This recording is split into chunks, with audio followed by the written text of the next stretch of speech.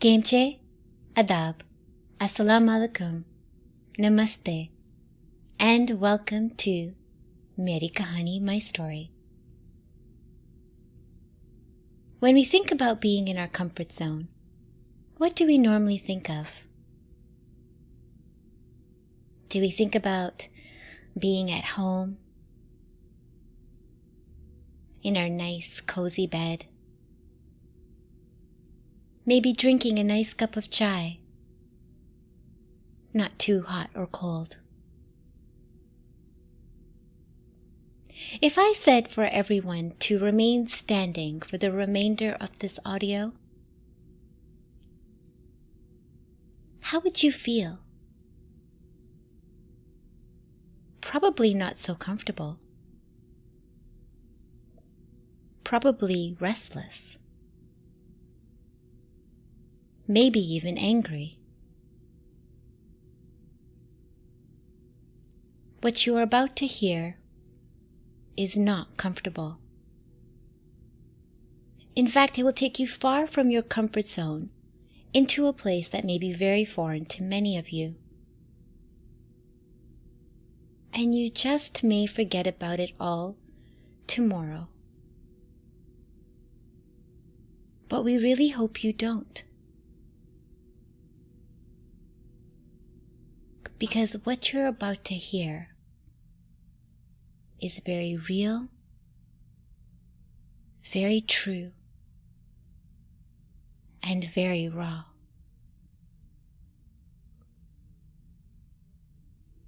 Meri Kahani, my story, is created not only to raise questions about abuse and violence in the South Asian community, but to also bring about an awareness and effect positive change. As a culture, we pride ourselves on things like a family's reputation and earning their respect from the community. We thus keep a lot of our problems to ourselves out of fear that we may be ridiculed or shamed. And many times, we become further isolated, remembering to keep that smile on our face, just in case a neighbor or a relative sees us.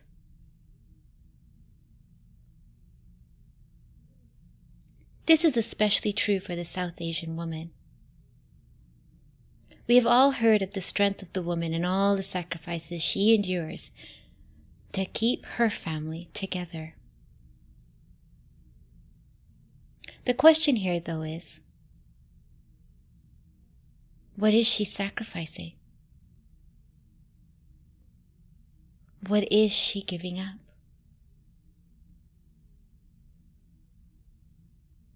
We are joined to create an open dialogue with no boundaries. We are here to make a change. ये है मेरी कहानी.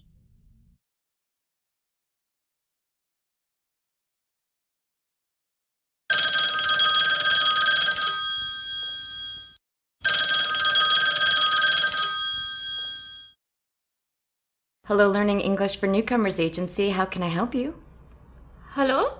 Hello, yes? I'm sorry. I don't speak English very good. I want to speak to my English teacher, Miss Julia. Link 1. I'm sorry, Miss Julia's unavailable. Can I take a message? Do you, help. Help. I need help. What kind of help? Do you want me to leave Miss Julia a message? Are you going to be missing her class today? My husband, husband. Is your husband not able to come today? No. How do you say help? कैसे बोलते हैं? मारता है. What kind of help? Are you sick? Hit. He hits. He hurts me. Who hits you? Are you okay? Is there someone there who can help you? No, Miss Julia? Miss Julia understand me.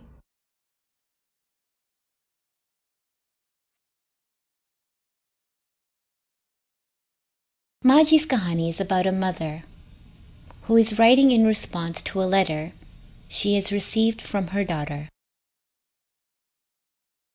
December 23, 1980.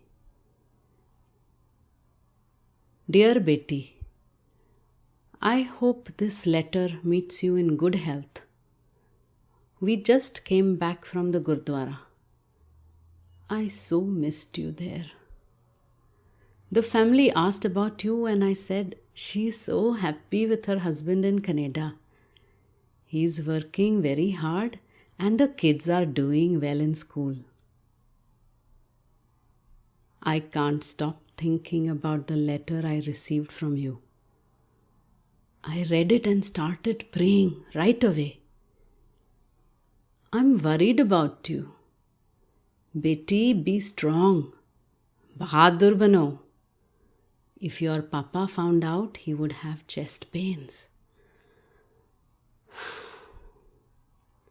I told him, Hanji, sab theek hai.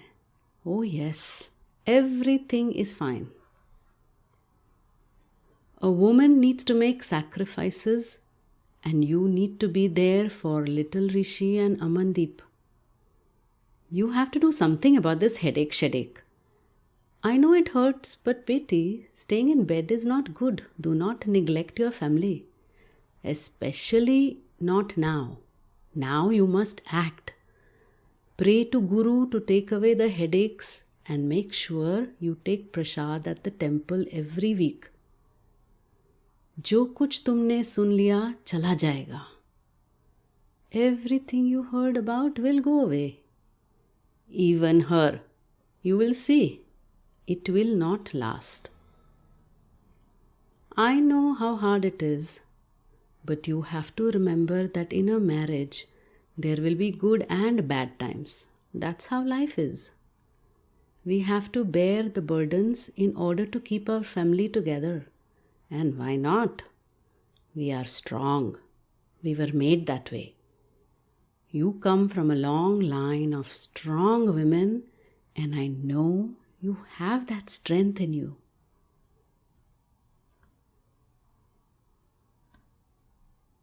You want to go back to your nursing, but said you will have to go back to school to repeat what you already learned. And you can't do that with little bachchas. It won't work. Why make trouble, Betty? Just be happy in the home. And what do you mean you don't spend time together, How much time do you want to spend? This is no Silsila Bollywood movie with Amitabh and Rekha, and even then they had trouble. He's been working so hard in the factory. You wrote he works 12-hour shifts and works overnight. That's a lot, beta. You must appreciate him.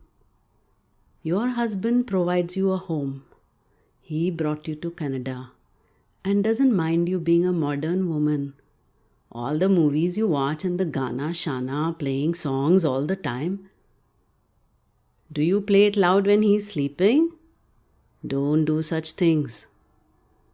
I know how you are. थोड़ी देर के लिए बस करो. Hold back for a little while. Chalo, be a good girl. Be careful not to cause him to lose his temper.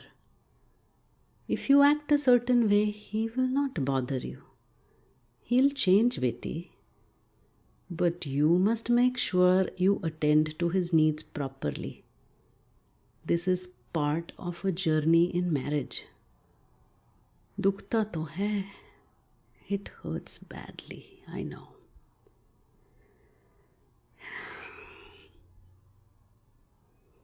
I know these things aren't easy. I too have suffered in my marriage. There was a time when I was so naive. I got married at 18. Your papa had a quick temper, But I learnt in time to stay quiet. He's a good man, works hard. Chalo, let the past stay buried where it belongs. Beta, listen to me carefully.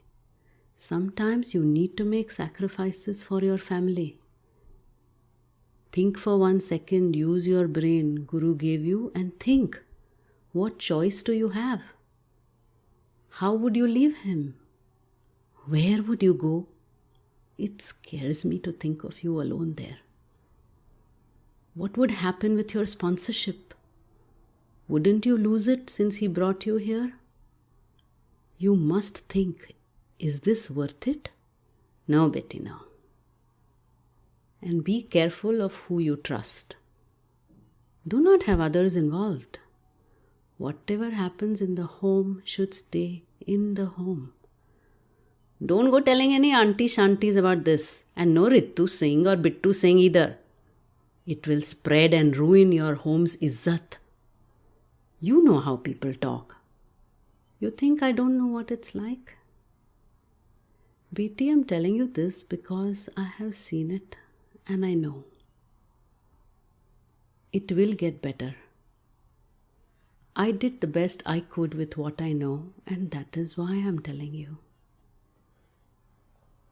You can't be going around here and there like a wild woman. People will talk. And what will happen to you? Coming home is not an option. Remember Balveer? Don't you remember how she left her husband and went back home to her parents? Everyone talked, even at the Gurdwara. So sad. To save her izzat, her parents told her to go back. And when she did go back, her husband had someone else there in her place. She opened the door and he told her to leave. She's lucky her parents took her in, even though she brought shame to their house. The other day I ran into her mother, and when asked how the family is doing, she tried to smile, but I could see the pain in her eyes. Something only a mother can see. Bichari. I think Balveer now works cleaning other people's houses as a naukarani. Do you want that life for you? You must be happy with what you have and make your house a home. Make sure you hold back that tongue of yours. You keep the house clean and the dinner ready on time. And teach those kids to behave. You can't have them running around wild. It will surely irritate him. Think about our family situation. We didn't have a big dowry to give. We gave whatever we could. But you know, nowadays the in-laws expect a lot more. Your sus was kind enough to look this over and accept you as her daughter. So make sure you listen to your sus and treat her like a mother. You know how lucky you are your in-laws live with his sister. You don't even have to live with her. Uff, Tauba. Thank Vaheguru. That would be a whole other story. Uff. Do you remember the secret about what I told you happened when I was young?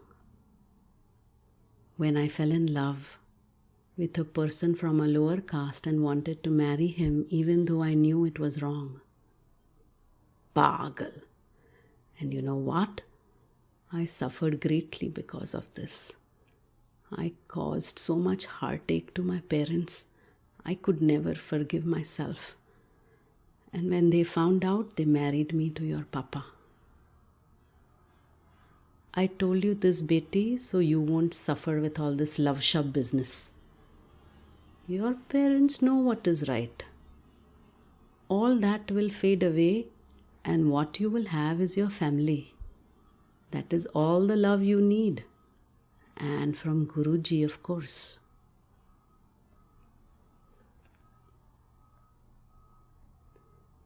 Your generation, you don't even know how much freedom you have. I didn't let you get married so young. We turned down so many rishtas, with you being so smart and fair, even from a doctor, until you were in your early 20s so that you could go to school and live your life. Now you live for your family. I learned how to make myself happy, and Beti, you have to do the same. This is the reality. I only want the best for you. I will pray to Guru to bring you blessings. He will take care of you. सब ठीक हो जाएगा. बेटी, तुम्हारा घर संभालो बस. That is it.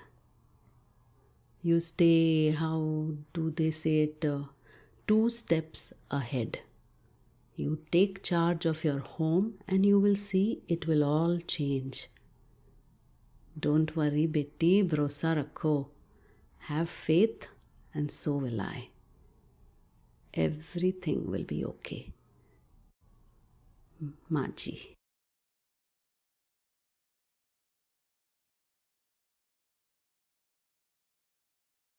Anne's Kahani is about a woman who is in an arranged marriage to a man, but is in love with another woman.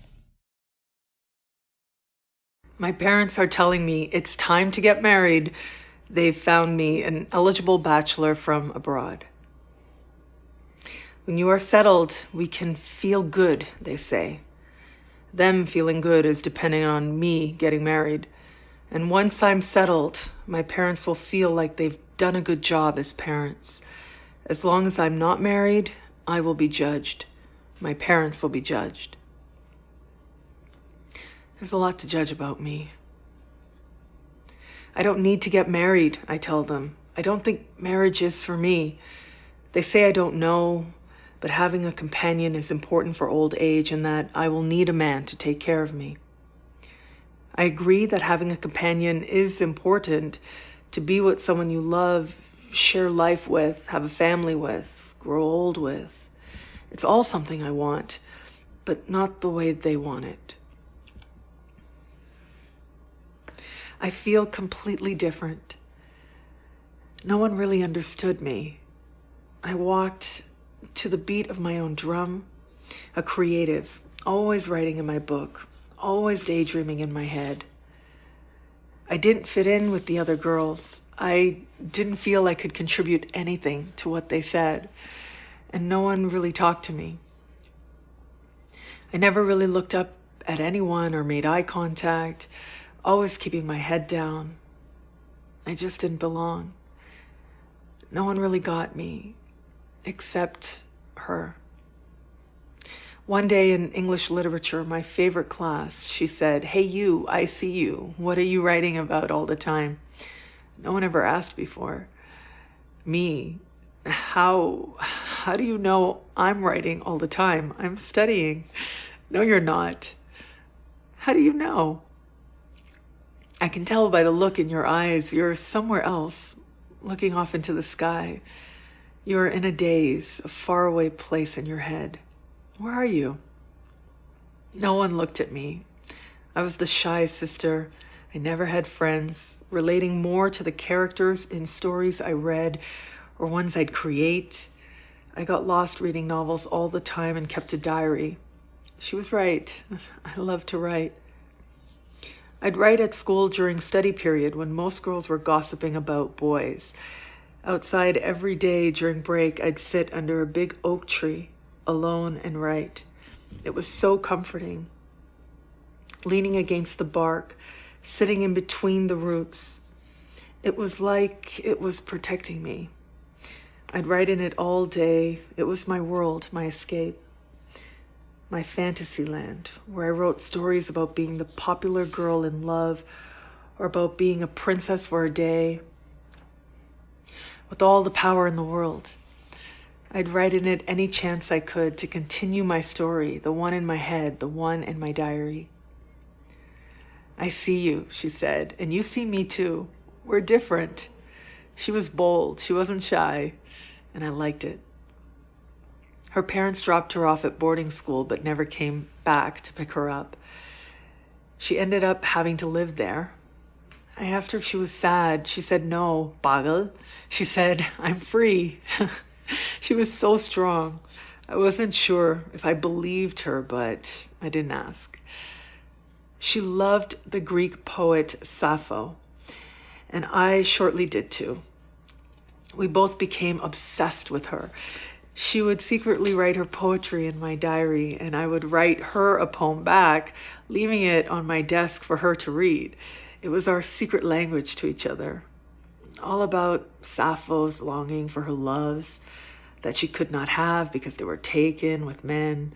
Our poems were for Sappho and for each other. Sappho is a genius, a beautiful poet, a goddess full of passion. She called her our muse. Women naturally have a pure connection to each other, she'd say. Why ruin it? The connection we had, the love and desire for each other, it was undeniable. It was hypnotic. We toyed with the thoughts of telling our families. We fantasized about being open, about who we were, but I was haunted by what our parents would say. It's a sin. It's against our religion. Get her married quickly and this will go away. Sharam nahi aati hai? Have you no shame? Why are you doing this to us? Have we not been good parents? What will people say? Did we not raise you properly? We should have kept her in the house and not sent her away. Let's tell them, she would say. We should be able to be ourselves. Let's run away to our island like Sappho did. It's our lives. But is it? Telling them, what would that mean? This would kill Papaji for sure. They would never support me. How could my parents survive? What would people say to them? Or even worse, say to each other behind their backs?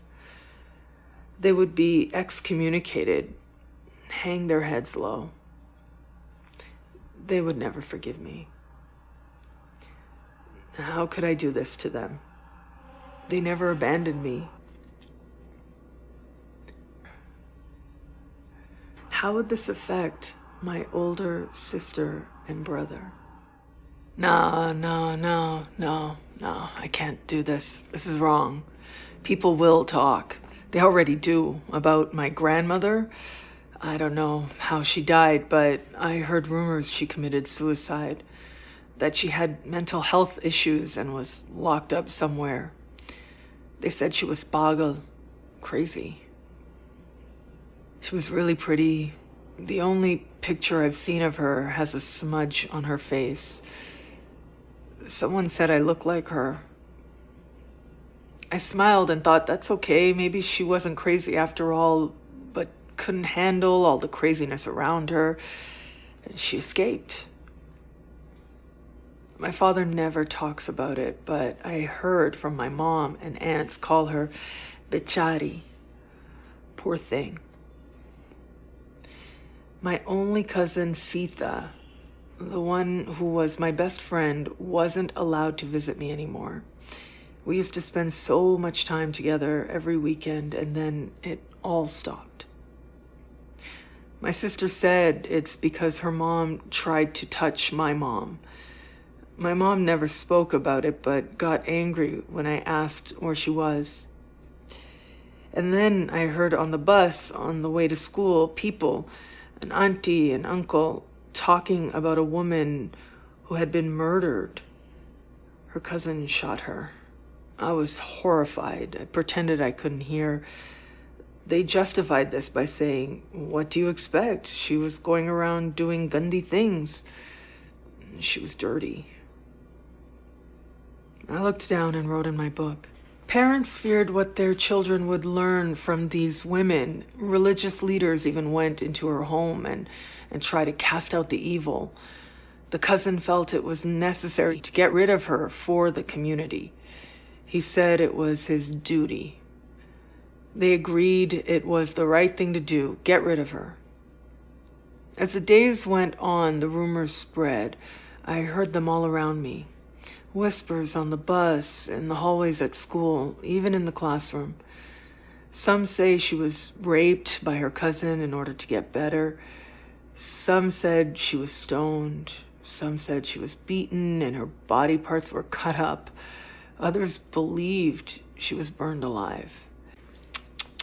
Bichari. That happened 10 years ago. I never forgot that story. I can hear him banging on the door. I lock myself in my bathroom again. If I turn on the tap, I'll drown out the sound. That's better. I look in the mirror and stare at the new bruise on my cheek. The skin is red. I can see dark lines forming underneath it, like the rising roots of a tree taking over my face. Like the tree I used to sit under to write. My tree. I know it hurts, but I can't feel it. What's happened to me? How did I get to this point? This life sentence began 5 years ago when I got married to the man my parents chose for me. One day when I came home from school, my mom was standing there in my room. Sharam nahi aati? Look what I found, my sister said. I gave it to my mom. It was my diary. He came from a good family and had a prestigious job and was well educated. He was supposed to provide a good future for me and bring my parents to Canada. Instead, he doesn't allow me to leave the house without his permission. I have no say about the finances. I have to ask him for money to buy groceries and Conjuice even make sure I give him the receipts. He took away what my parents had saved for me and does not allow me to work. I haven't seen my parents since I moved here, and when I do talk to them over the phone, he watches me to make sure I tell them everything is okay. I am beginning to feel the sting of the bruise, and when I look closely, I can see an imprint of a fist. This happens every time he drinks. Every time he brings up what he overheard that day after the wedding. That day, he picked up the phone and was listening to me as I was speaking to her. The day I spoke to her for the very last time. I can still hear her crying. I'd never seen or heard her like that before. As we are talking, I stare down at my mehndi on my hands. It's dark red and reminds me of the color of her lips. She's begging, don't leave, don't go through with it. She says she loves me and that no one should come between us, begging me to run away with her. She doesn't care that I've been with him the night before, doesn't care that I've been with somebody else. She needs me, and I know I feel the same way. Oh no, he's here in the room holding the other phone. He's heard us. How much did he know? Before I can even say anything, he's yelling, "You dirty whore," and throws me onto the floor. I move my hand to my cheek, and when he pulls it back, I see that my dark red mehndi is now covered in blood.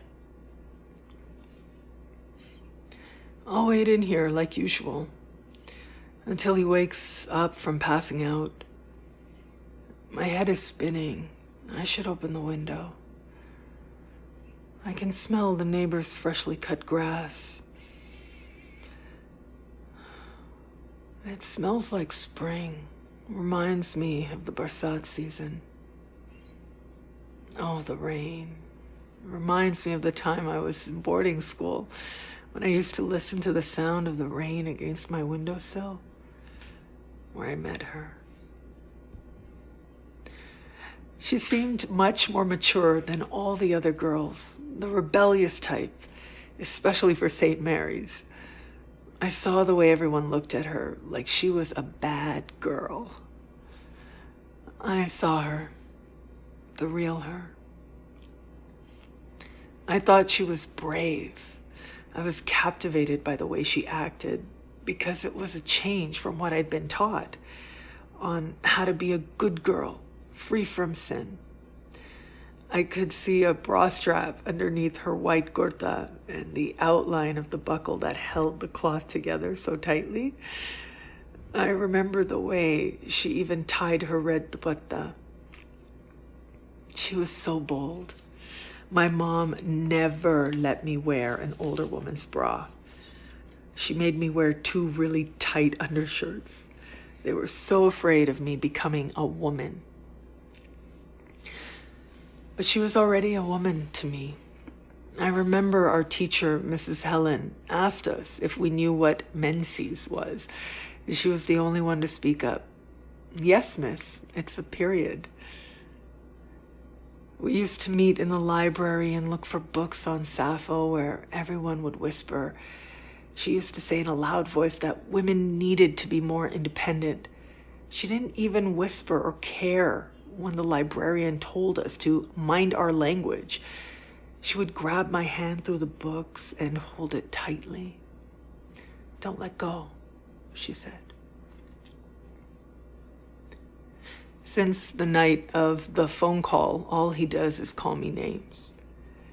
He says I am unnatural and sick. He forces himself onto me, and when I beg him to stop, he tells me that he can cure me of my disease. He tells me that I am lucky to have him because no one would marry me if they knew the truth. When I try and defend myself, he threatens to bring shame to my family, so I have no choice but to lie there and get lost in the designs on the ceiling. I just can't get that scene out of my mind. We were in the middle of yet another argument. Mom had called me earlier that day to tell me Dad had fallen ill with pneumonia. I wanted so badly to go home and visit my parents, and I was begging him to let me go. I told him I needed to be back with my family, and he said no. For the first time ever, I yelled back. I told him, "You disgust me." He said, "I disgust you? You're the one who's disgusting. You're the fucking bitch fucker. You're the one who's disgusting. I know why you want to go back." He was crazy. I could feel the spit on my face. I moved my hands to my face to wipe the spit, and he grabbed my wrists and started to pull me. He dragged me into the bedroom. It was then that he raped me. I focus on my spot in the ceiling. It's always the same spot. The banging is starting to get louder on the door. I stay quiet as I move to the floor. The banging, the banging. Mummy has fallen to the floor. My heart stops as I run towards her. I shouldn't have made her angry. I just couldn't help it. I had to try to say no to the wedding at least once. I was trying to be brave. I was trying, but she kept crying. It was my fault. She had fallen. How could I do this to her? As I open my eyes, I see the tiny glass squares on the floor tiles so clearly. I love these tiles. Mosaic. I always secretly loved mosaics because they remind me of ancient Greece. Where Sappho lived. He said I was crazy over them. There are so many tiny squares on these tiles that make up larger swirls, like the flowing hair of a woman. I take my finger to touch the swirl in a continuing circular motion. Slowly, slowly. Glass shards are coming from the center tile. If I lift it up and it falls apart, it's broken. All these tiny lines in this thing. Who cut them? Where do they start and where's the end? It must stop somewhere. The tile feels cold to touch. I run my finger over the edge and feel a crack. I feel drawn to this crack as it has the ability to break apart the swirl. That loud noise in my head, when will it stop? I slowly lift another tile from the ground. It breaks apart in my hands. I hold it tight.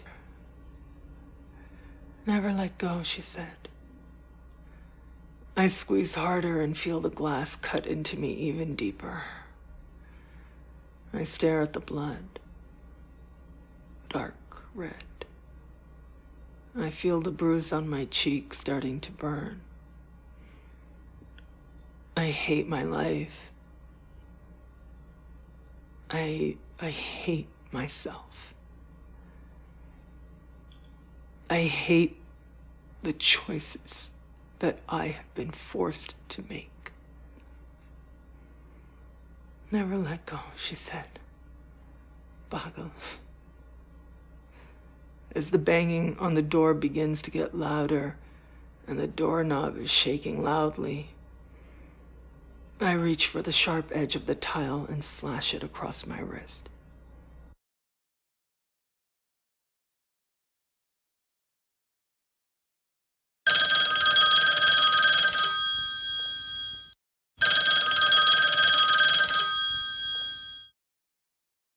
Hello, Learning English for Newcomers Agency. How can I help you? Hello? Miss Julia there? Miss Julia is busy teaching a class right now. How can I help you? I phoned yesterday. Spoke to you? I'm sorry, I was pretty busy yesterday. Can you remind me? How can I help you? I told you yesterday. My husband, I need help. Hindi bolte ho? My husband. Hindi. You speak Hindi? You want someone who speaks Hindi? Okay, we have someone. Are you okay waiting? Okay. Okay, hold on, please.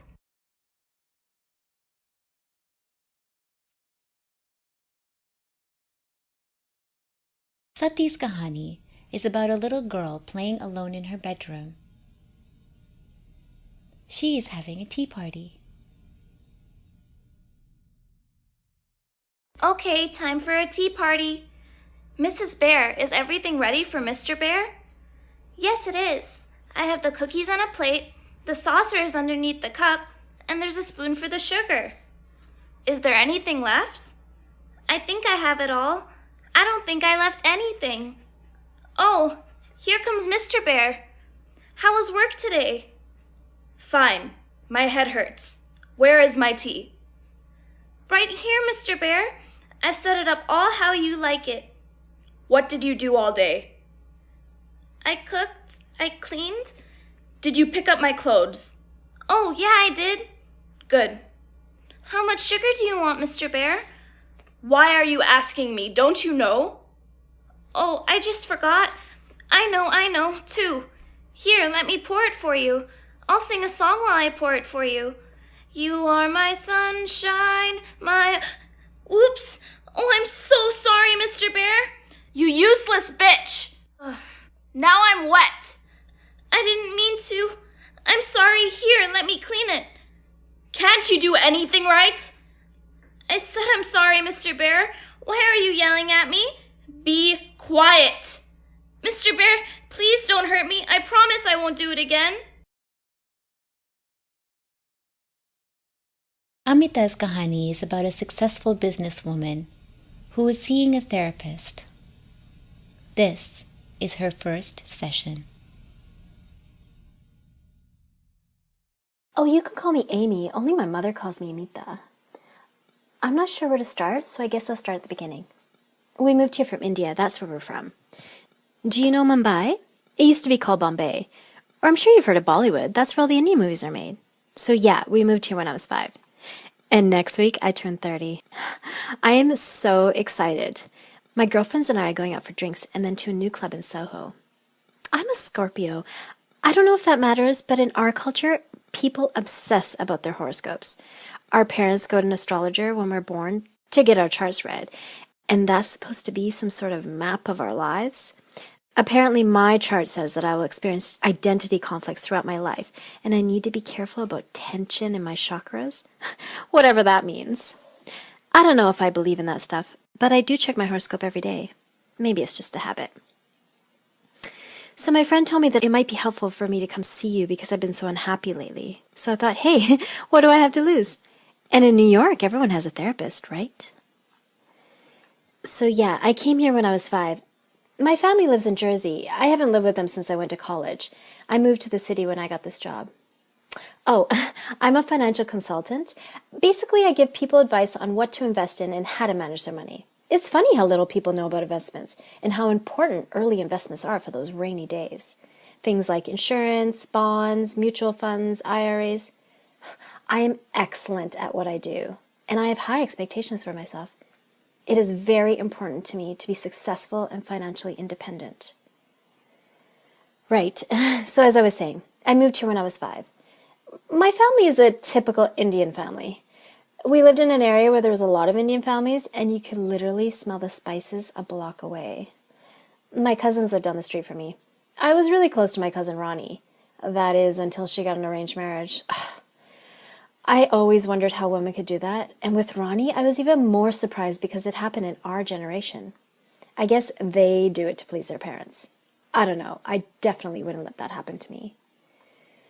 So, I have a brother named Gopin. He's 5 years younger than me, so I suppose that makes him 24. He wants to be a movie producer, but my parents want him to be a doctor, so that's what he's trying to do. I tried to encourage him to go away for college, but he still lives at home with my parents. He says he needs to be there. I think he needs therapy. My whole family needs therapy. Especially my mom. My mom is a stay-at-home mom. Her parents died in India when she was very young. She married my dad at 17, just after finishing high school. And my mom took care of all the household things. She made our lunches, did our laundry, and always made sure dinner was ready when Dad came home from work. I guess you could say her life revolved around us. Ever since I moved away, she's been really angry at me. But I just had to do it. I remember the huge fight we got into when I told her I was leaving, and it didn't help that Dad wasn't speaking to me at the time. I suppose that's why I'm here.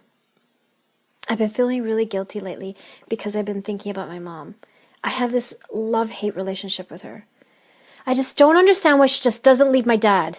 He is such an asshole. I can't stand him. Okay, fine. I guess I should tell you why. Ever since we were young, I remember being afraid of my dad. I was never Daddy's little girl.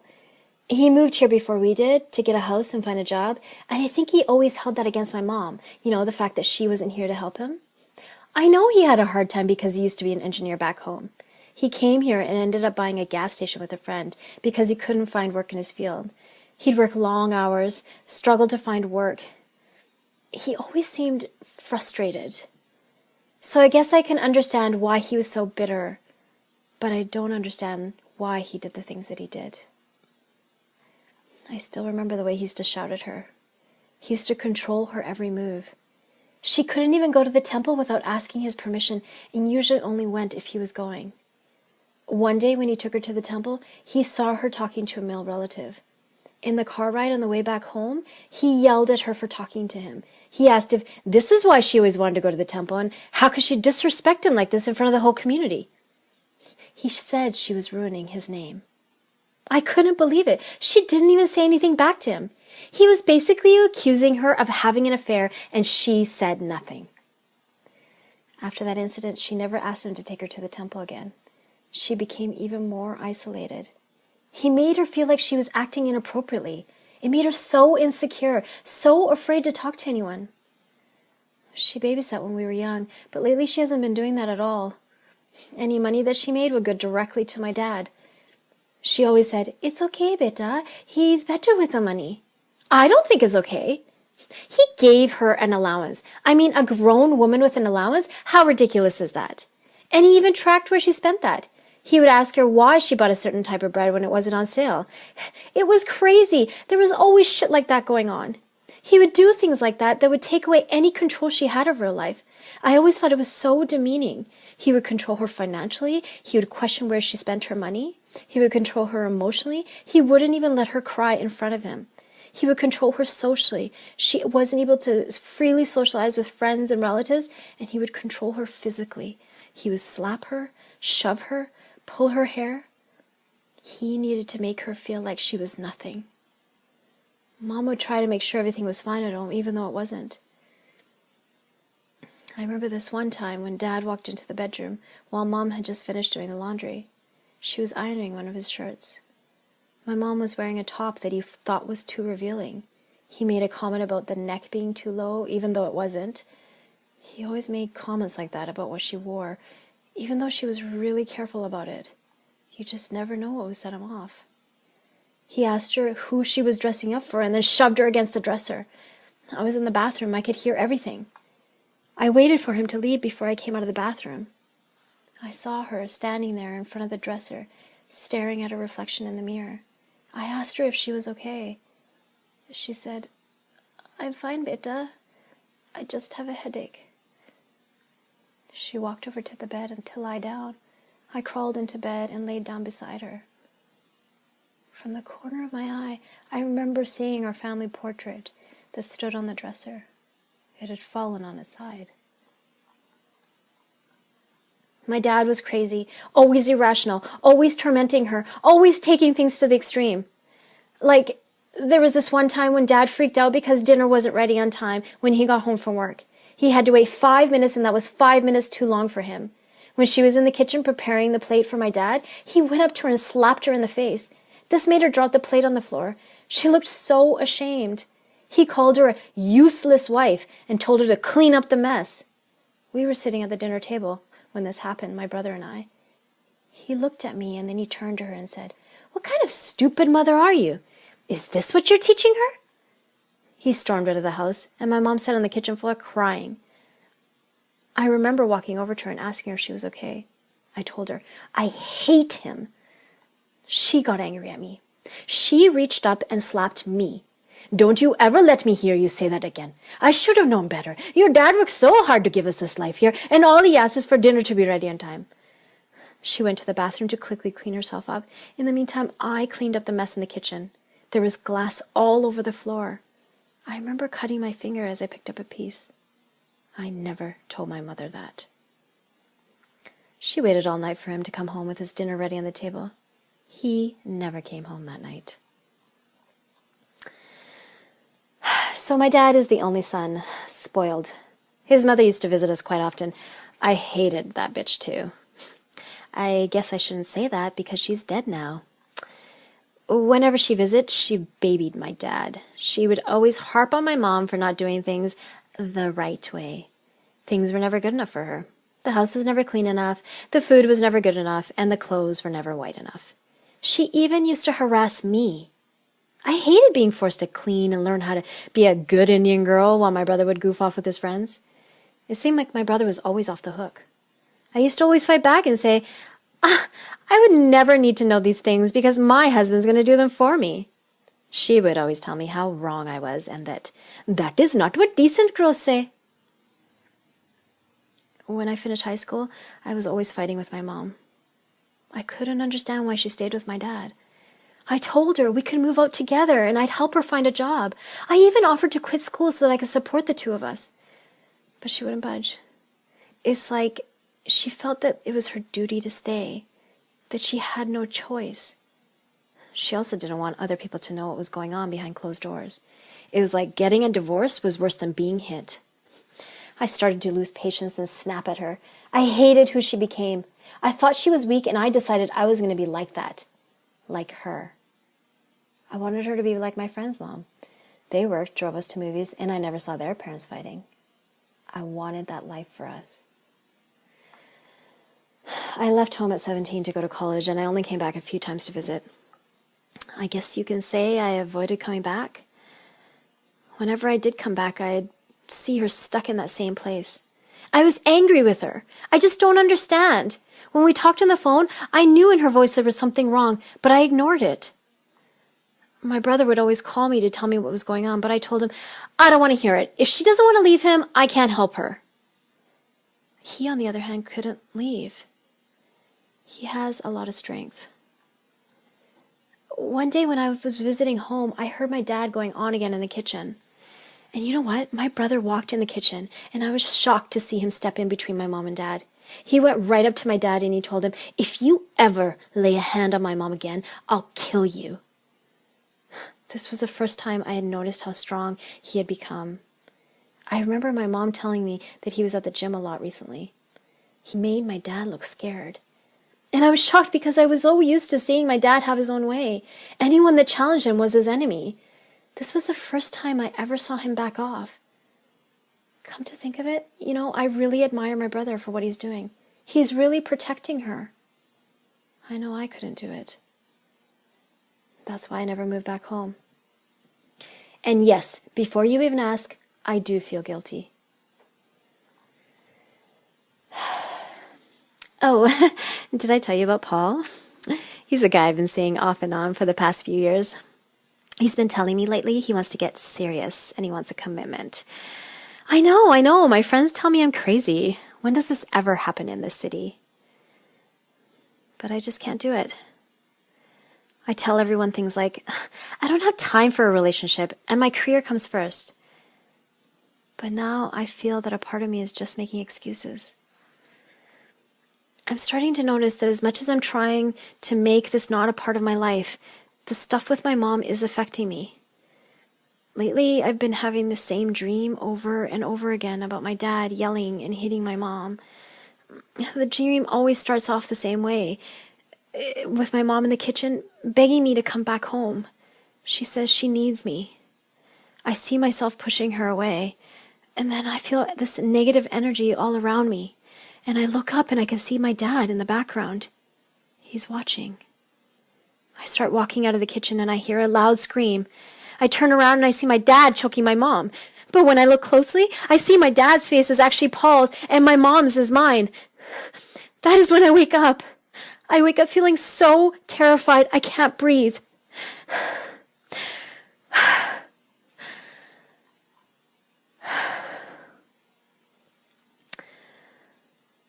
Oh, it looks like my time is up.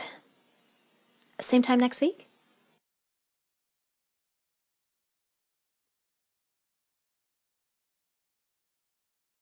Jen, do you know where Priya is? I think we're having a real issue here. I'm really worried. I have a lady on the phone and she keeps speaking of her husband, but I can't really understand because she's crying. Something is seriously wrong. Is Priya around? She's not answering her line. Jaldi! Shit, she's at lunch, right? Do you know when she's coming back? मुझे help चाहिए. Look, she's crying and I heard her say help. We need to find Priya quickly. Can you check outside? Hi, are you there? We're looking for Priya. Are you still okay holding? Okay.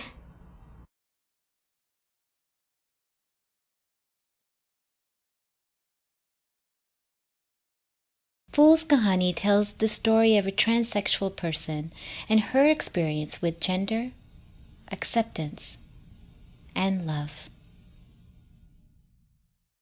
रात मोरे सैया ने पानी मांगा रे रात मोरे सैया ने पानी मांगा मैं कुएं में धकेला आई नींद के मारे दरवाजा खुला छोड़ आई नींद के मारे दरवाजा खुला छोड़ आई नींद के मारे I am a hijra.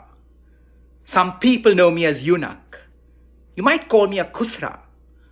My past, my present, my future has all been written by you, that is. Imagine if you were judged because of the way you walk, the way you laughed, and the way you moved your hips when it all feels nothing but natural to you. I may perk your interest, and you may wonder, what is this? And you may have a few guesses, I'm sure. But do you really know who I am? I doubt it. Arey, some people call me transgendered or transsexual, which means I'm not of one gender or the other. I'm not one sex or the other. What the hell is this trans? Honestly, really, what is trans? Does that mean I'm of three? Does that mean I come from Transylvania? Am I a transaction? Hi, मैं debit हूँ, credit हूँ. What am I? So many names, so many labels. What to do? It's something to call your own, something to celebrate. Oh, and then there is this thing called intersexed. I bet you don't know what that means. I'll tell you. It means I have ambiguous genitalia. I don't know about you, but my genitalia knows exactly what it is. So many labels, so many names. Chalo, something to celebrate, something to call your own. Now, let's just suppose an auntie walking down the street likes a blue sari and another auntie likes a green sari. Would you judge their taste in saris? Then why judge me, yaar? Shame on you. Chi, pooh, judgmental. रात मोरे सैया ने पानी मांगा मैं कुएं में धकेल आई नींद के मारे. When I was a young boy, I hated going to school because I was always teased, not just by the boys in school, but also by my siblings and people I knew. They would always ask me, why are you so funny? Why are you such a girly boy? Why can't you be more like us? I would tell them, why can't you be more like me, yaar? Then one day, a group of boys ganged up against me. They threw me on the ground and said, if you're a boy, then show me your lulli. They said, show me your lulli. Why did they need to see it? I used to look in the mirror and I hated what I saw. I hated my dark skin. I hated my hair. I hated the way I looked. But I saw a soft side, a soft and feminine side I could not just ignore. I knew it was there. I felt it. And I had to bring it out somehow. Do you know I have a celebrated history? Do you know I have been revered by the Mughal emperors of India? Do you know that in the Hindu culture, we're considered goddesses with the powers of the effeminate just oozing, just flowing within us? Why do you think until this day we are called to commemorate births, sanctify marriages, and bless businesses? Because you believe in our powers, that's why. You just won't admit it now, will you? हम तो खराब लोग हैं, हाँ? We are bad people and they call us deviants. I'm not deviant, I call myself Devianti. I'm Devianti, huh? And there are many deviants here too. Don't think I don't know, huh?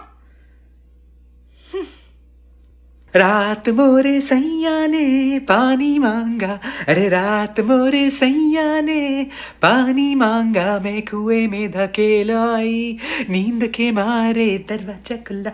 I had this Aunt Lakshmi, you know. I always enjoyed going to her house. Sipping tea with her, we'd spend such good times together. She'd always call me over all the time. We would laugh so loudly and share poems and jokes. I always felt like she was another mother to me, and she always said I was like the child she could not have. But her husband, he made me feel uncomfortable right from the start. I would always catch him looking at me from the top of the stairs. It just felt wrong. Then one day, when I was spending the night at a house, he came into my room. I didn't know what was happening, but he started touching me and whispered in my ear,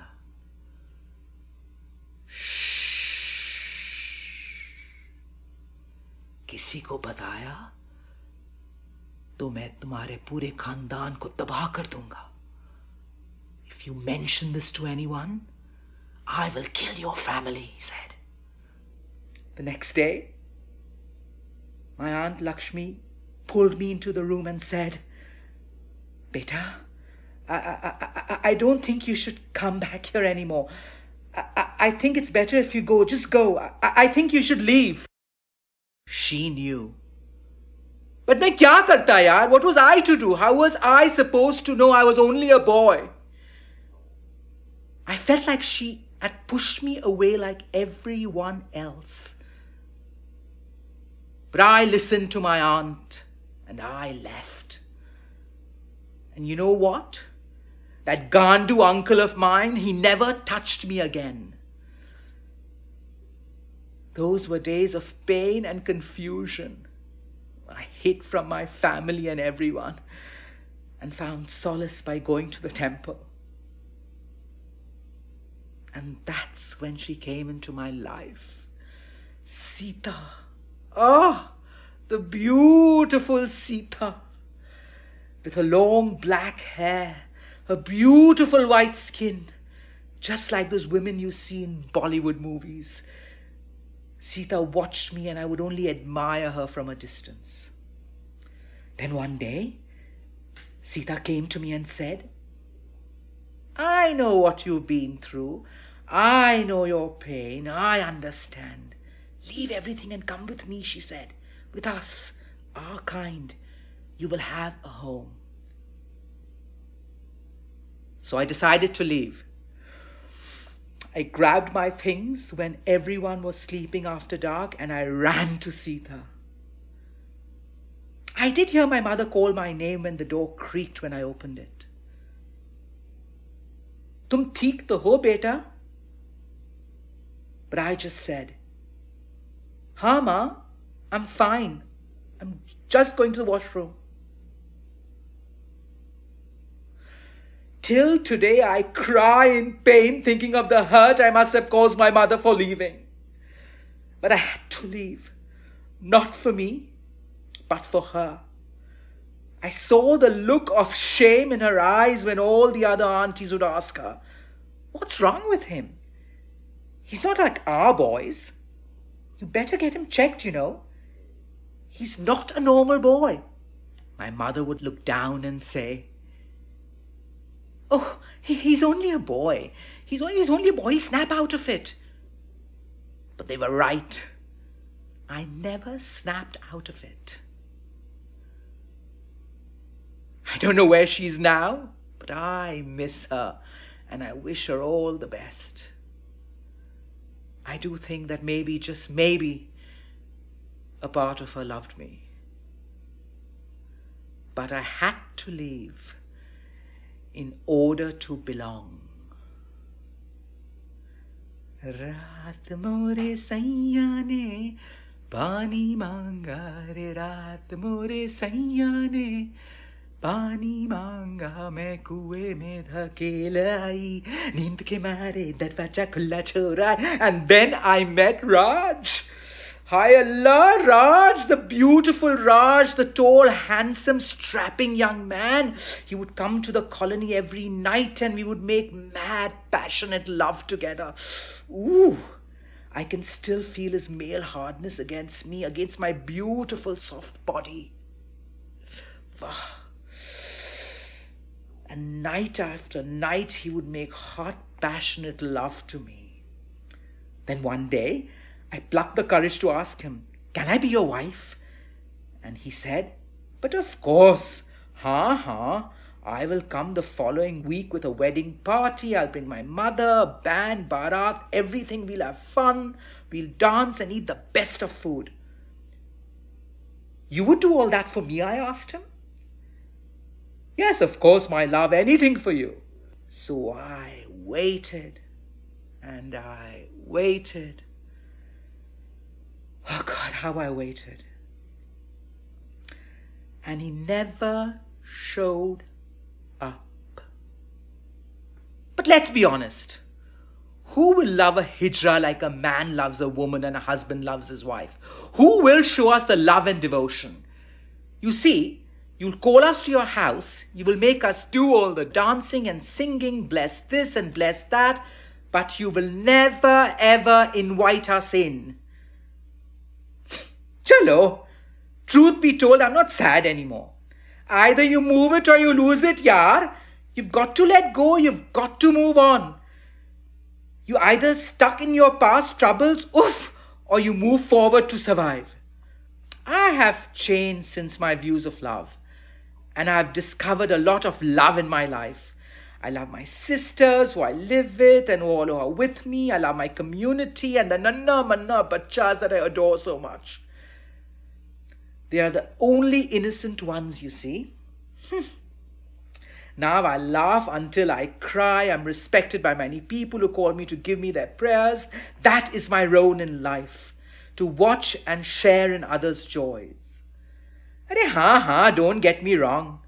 There are many corrupt ones amongst us, just like the corrupt ones amongst you. You see, we all come from the same tree, just different branches. So think about that before you judge me. Because इस हमाम में तो हम सभी नंगे हैं. We are all naked in this bathhouse of life. So who from here shall cast the first stone? I have transformed from a bud into a flower, and that's why my friends call me Phul. Now I love my hair, I love my beautiful skin, I love my body, I love the way I look, I feel sensual, I feel pretty, and I am beautiful. Now my chal is my walk, I'm proud of how I talk, and it is with my great dance that I shock, because I am a hijra.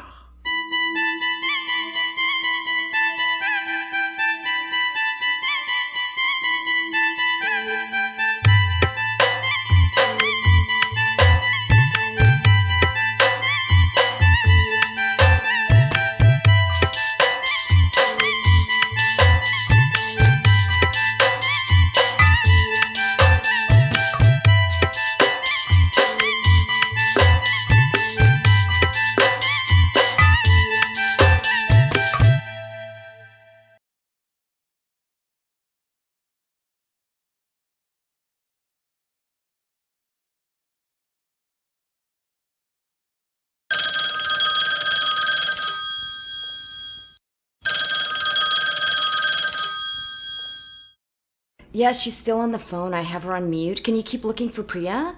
Okay, thanks. What's your name? वो फिर से कर रहा है. मेरी जान निकल रही है. Okay, we're looking for Priya. Let's just take a deep breath. We're gonna get you some help. In the meantime, can you tell me your name? मुझे आवाज आ रही है. वो आ रहा है. Husband. What's your husband's name? Mark. Is he a student here? Can you tell me a bit more? Can you tell me what's going on? Hello? Hello, are you there? Shit, I think we lost her. She's gone.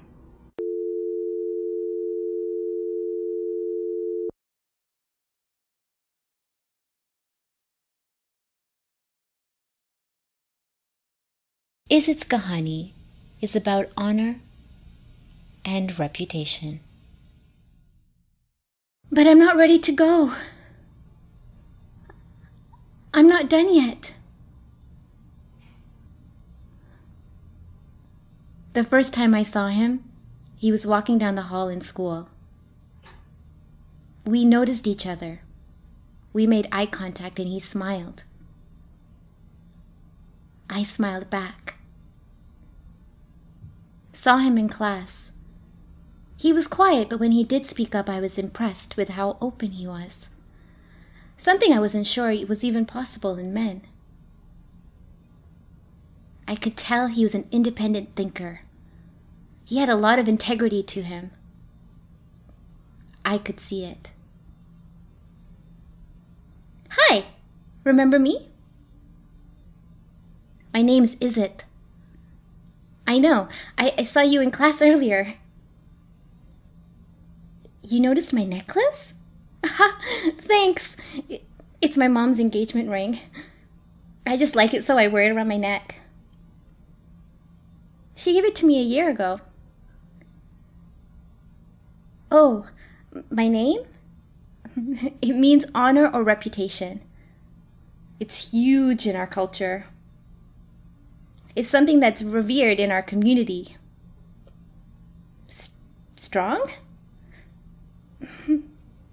I guess I never thought of it like that. It's nice to meet you too. We started off as friends, but we both knew it was more than that. I couldn't stay away from him, and he was always in my thoughts. He was someone who was in his head a lot and had interesting opinions, so bold. They shocked me. But he was always kind with his approach.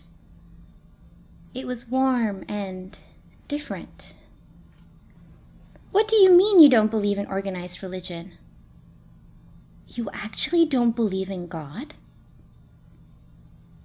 You grew up in a religious household, didn't you? What do you mean it's a paradox? But how is culture dictating what goes on in religion? Are you trying to say my religion is bad? I know you didn't mean that. I know you've seen bad things happen because of religion. That what is supposed to bring us together actually tears us apart. I know you've witnessed it. What does my heart say? Are you crazy? You don't understand. I've been taught one thing my whole life. It's what my family's been doing for years. It's the way. No. I'm not saying I'm just a follower. I do believe What do you mean, why? How do I look? I'm fine. I guess it makes me uncomfortable to think it, let alone say it. It's what I've been taught. What we've all been taught. But I often do wonder myself if these rules, these things we are supposed to do as our duty to God, is more about our culture than about religion. I know. I can see that. What do I believe? I know you don't believe in God, but I do. But the God I believe in is good and loving, no matter what religion you are. God judges people based on how you lived your life and your values. There's no way everyone is doomed because they were born into the wrong religion. How could that be? Can you control what family or religion you are born into? That's not how I see God. When I was with him, I dared to speak, to open myself up to different possibilities, and for the first time, I didn't feel guilty asking these questions out loud. I felt free. I was in touch with another part of me. The hidden part.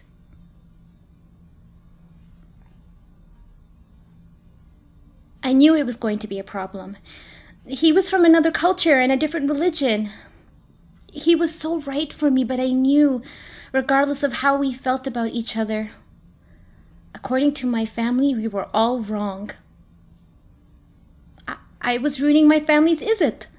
I lived two lives. The one my parents wanted me to live and the one I wanted to live. I used any chance I could to get away. Work, school, friends. I thought it was normal to lie all the time, to screen my calls, get friends to cover up for me. It was all I knew and the only way I could be happy. Most South Asian girls live two lives. I saw it all around me. I did lie to them. I lied because I didn't want to hurt my parents. But you know what? I think they actually wanted me to lie. They didn't want to know. Sometimes being in denial is easier. He wanted to get married and ask my parents' permission for my hand in marriage. He wanted to do the honorable thing. I stopped him. I stalled, told him to wait. It wasn't the right time. When is the right time, is it? He'd ask. The truth is, I was scared to get married. I was afraid that my marriage would turn out like my parents. Even though my parents lived together their entire lives, are worlds apart.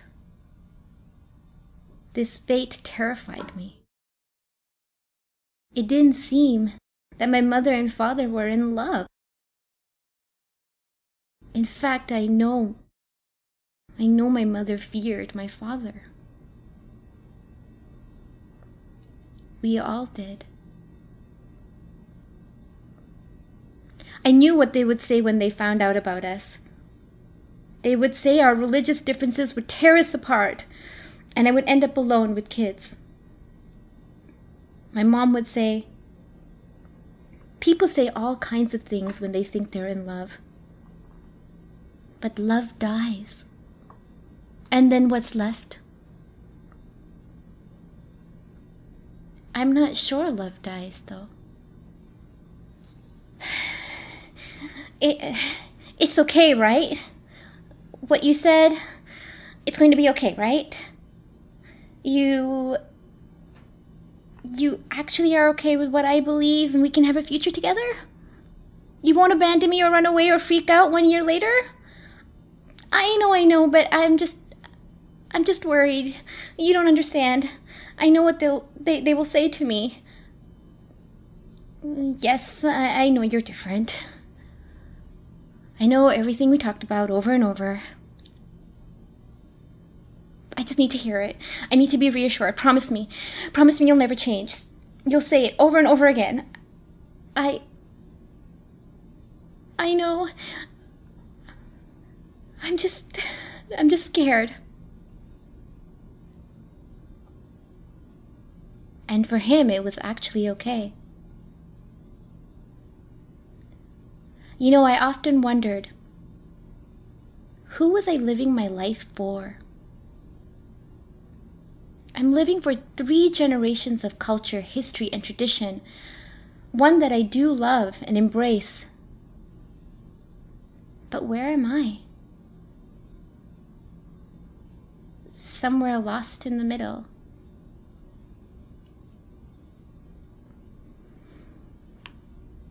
Mom, do you know how hard it is for us to balance living here in this culture and with the way you guys want us to be?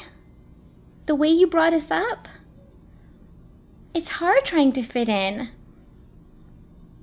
I know we are different, Ma, but I just want to feel accepted.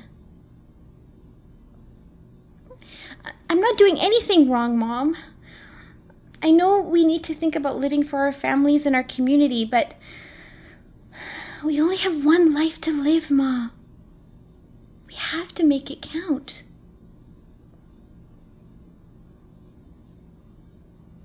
I had to do these things to be a good daughter, sister, to preserve our izzat in our community. I felt trapped. One day I woke up and I realized I could never go back. I had to live my life.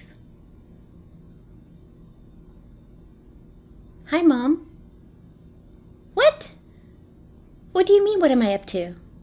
What do you mean, if Papa finds out about what? What? I don't know what you're talking about. I was with my friend, Mom. What? I'm not allowed to have friends? What do you mean they saw me acting like a loose girl? What does that even mean? So even if I went out with Sita and Kimi, people would find a reason to call me a loose girl. I'm tired of everyone judging people for no reason. I would be judged if my friends were a different religion or a different caste or even a different skin color. There's always something. I know what it is. They were afraid of losing their religion, their culture, their family name, through my relationship. At home, I kept my head down and laid low. I stayed quiet and tried to go on with my daily routine. But something inside me had changed. And they knew. They knew in the way I looked out the window, the way I held up my head just a little bit higher than I did before. I could usually talk to my mom about anything, but this time she was silent. The only thing she said was, "Remember, you hold the izzat of our family."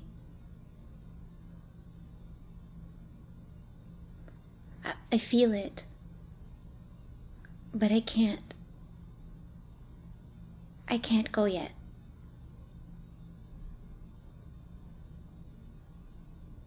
And then the day came when my worlds collided.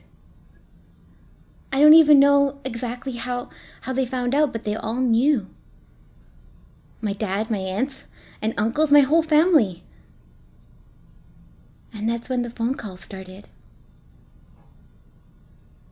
Everyone kept calling, trying to make me stop, each in their own way. How could I do this to them? Did I want to give them a heart attack? Be responsible for their death? What if other people found out in the community? My world stopped every time the phone rang. Who could it be? I felt awful.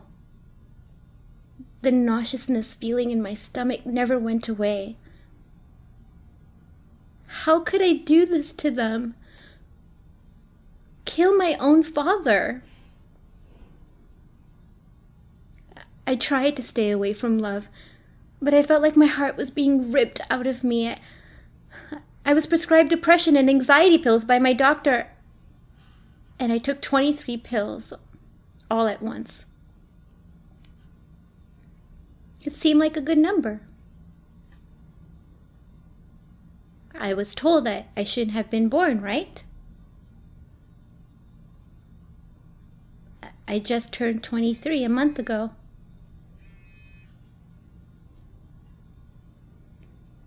I just wanted it to stop.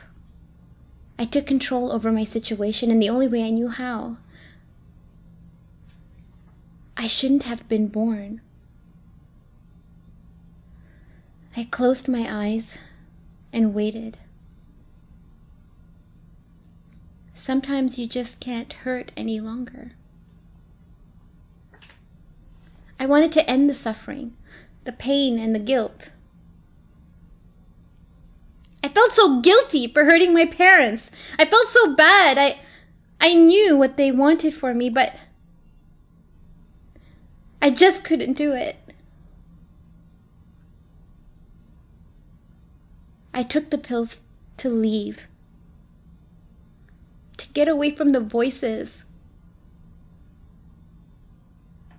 to be free.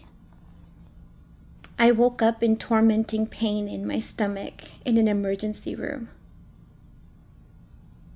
It was all a blur. Slowly opening up my eyes,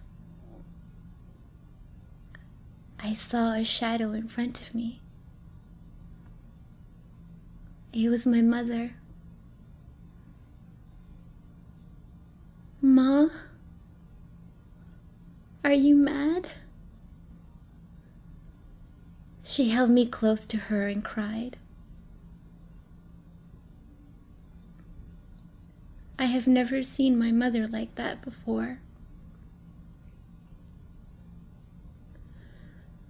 I came home later that night, and no one said anything to me. Tu hi re, tere bina mein kaise जियो आजा रे यूं ही तड़पाना तू मुझको. It's a Hindi song we listened to as kids. It's a song about deep pain.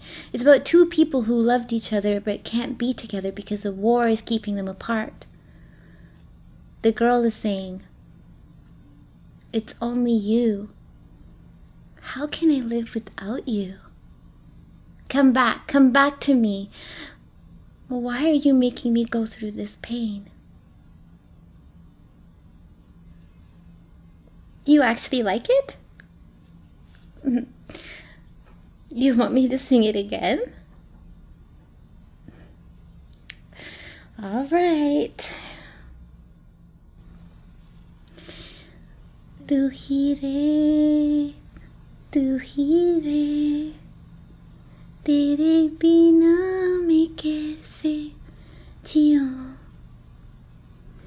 Aaja re, यूं ही तड़पाना तू मुझको. You're right.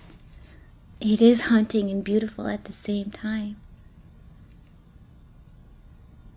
Are you serious? What?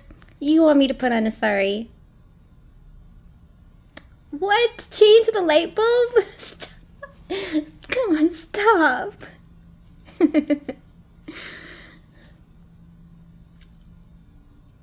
I came home that night and saw my mom's face. Something was wrong. Her eyes were warning me.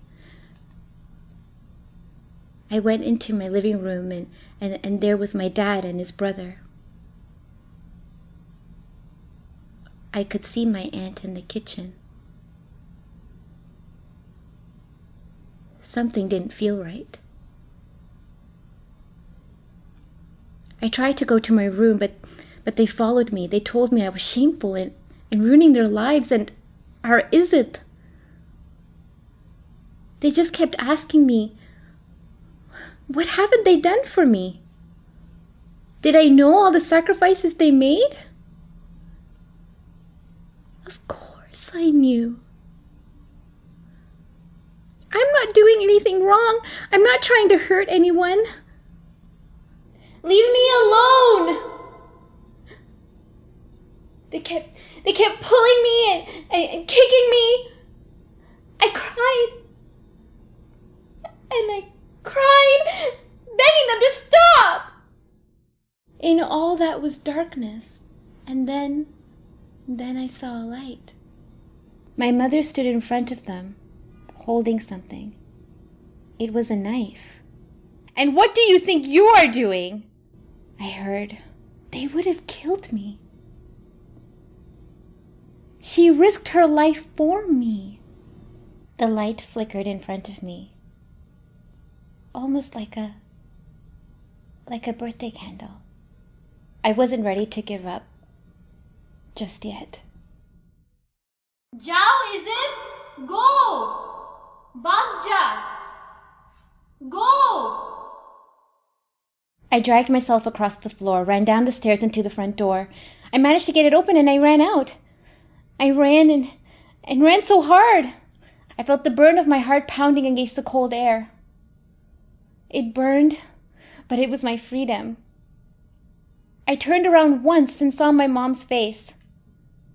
She put her hand out and screamed, Is it? When I turned back around, it was too late. I had run into traffic, and there was a car coming right towards me. I died that night, you know. It was December 23rd, 4:26 a.m.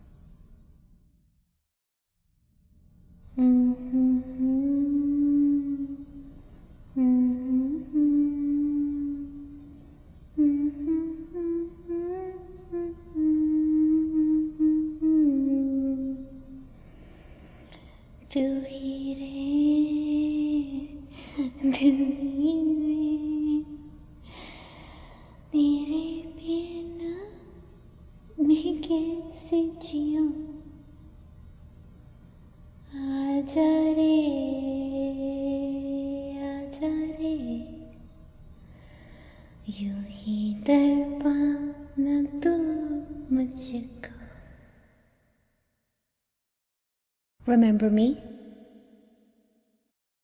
This kahani is in memory of all the women who have died for the sake of Izzat.